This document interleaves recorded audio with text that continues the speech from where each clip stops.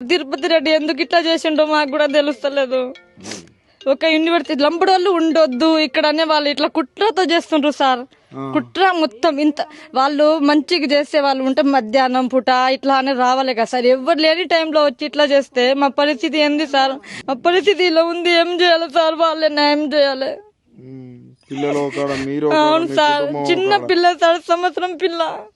Full ఏడుస్తుందంట, ఉంటలేదు, తింటలేదంట. ఏం చేయాలో ఇంకా నాకు కొడితే ఆ రోజు మొత్తం నొప్పి, నాకు ప్రెగ్నెంట్. కొట్టిండ్రు, కడుపు మీద కొట్టింది సార్. నైట్ మొత్తం భాస్కర్ హాస్పిటల్లోనే ఉన్నా నేను. అంటే ప్రెగ్నెంట్ లేడని కూడా చూడలేదు సార్. జుట్టు పీకి పాడేసింది నాకు బయట. మా ఆయన వచ్చి లేపిండు, కడుపు మీద తాకిందని ఏడిసింది ఫుల్. అప్పటికి హాస్పిటల్ కు తోలుకోపోయిండ్రు. నైట్ మొత్తం భాస్కర్ హాస్పిటల్లోనే ఉన్నా సార్ నేను. ఏమైందమ్మా అంటే స్టమక్ పెయిన్ వస్తుంది మేడం. ఎందుకంటే మా సంవత్సరం పాప సార్. ఇంటికాడ వదిలేసి ఇక్కడ ఉండాల్సి మా అమ్మ దగ్గర ఉంది సార్.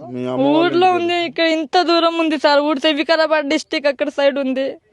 చిన్న పాప సార్, ఫుల్ ఏడుస్తుంది. మాకు న్యాయం చేయాలి సార్. ఎట్లా ఇంత దారుణం చేస్తే ఎట్లా? ఇప్పుడు వాళ్ళకే తెలుసు సార్. రోజు మా ఆయన నైట్ కి వచ్చిండు. మా ఆయన లేకుండా నా పరిస్థితి ఎట్లా సార్?